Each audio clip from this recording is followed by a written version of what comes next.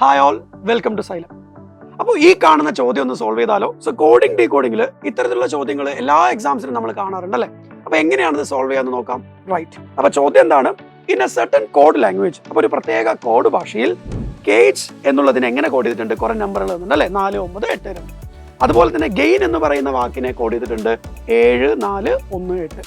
അതുപോലെ തന്നെ നൈൽ എന്ന് പറയുന്ന വാക്കിനെ കോഡ് ചെയ്തിട്ടുണ്ട് 3 1 7 9.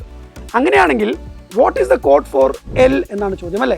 എൽ എന്ന് പറയുന്ന ലെറ്ററിന്റെ കോഡ് എന്താണ് എന്നുള്ളതാണ് നമ്മളോട് കണ്ടുപിടിക്കാൻ പറഞ്ഞിരിക്കുന്നത്. എങ്ങനെയാണ് നമ്മളിത് സോൾവ് ചെയ്യുക? അപ്പോൾ നമ്മൾ നോക്കേണ്ടത് ഈ പറയുന്ന ഏത് വാക്കിലാണ് എല്ലിനെ നമുക്ക് കാണാൻ സാധിക്കുന്നത്. അപ്പൊ നമുക്ക് വളരെ ക്ലിയർ ആണ്, നൈൽ എന്ന് പറയുന്ന വാക്കിലാണ് എല്ലുള്ളത്. നൈലില് ബാക്കി കുറെ ലെറ്റേഴ്സ് ഉണ്ട്. നോക്കുക, എൻ ഉണ്ട്, ഐ ഉണ്ട്, അതുപോലെ തന്നെ ഇ ഉണ്ട്.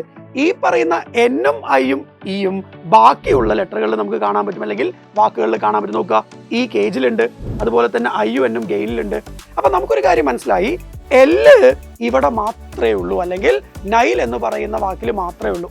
ബാക്കിയുള്ള ലെറ്റേഴ്സ് ആണെങ്കിൽ ബാക്കിയുള്ള വാക്കുകളിലൊക്കെ നമുക്ക് കാണാൻ സാധിക്കുന്നുണ്ട് എന്ന് പറയുമ്പോൾ ഒരു കാര്യം ഉറപ്പാണ്, എല്ലിന്റെ കോഡ് ഈ കാണുന്നതിൽ മാത്രമേ ഉണ്ടാവുള്ളൂ, അല്ലെങ്കിൽ അവിടെ മാത്രമേ കാണാൻ സാധിക്കുള്ളൂ. അപ്പോൾ ഏത് നമ്പറാണ് ഇവിടെ മാത്രമുള്ളത് അതായിരിക്കും നമ്മുടെ ആൻസർ. അപ്പൊ നമ്മൾ നോക്കുക, ഒന്നാമത്തെ നമ്പർ 3 ആണ്. 3 ഇവിടെ ഉണ്ടോ? ഇല്ല. ഇവിടെ ഉണ്ടോ? ഇല്ല. സോ 3 ആൻസർ ആവാൻ സാധ്യതയുണ്ട് അല്ലേ? ഇത് നോക്കുക, 1 നോക്കുക, 1 ഇവിടെ ഉണ്ട്, ഒരിക്കലും ആൻസർ ആവില്ല. 7 നോക്കുക, 7 അവിടെ ഉണ്ട്, ഒരിക്കലും ആൻസർ ആവില്ല. 9 നോക്കുക, ഇവിടെ ഉണ്ട്, ഒരിക്കലും ആൻസർ ആവില്ല. സോ എന്തായാലും 100% ഉറപ്പിച്ച് നമുക്ക് പറയാൻ പറ്റും 3 ആണ് ആൻസർ.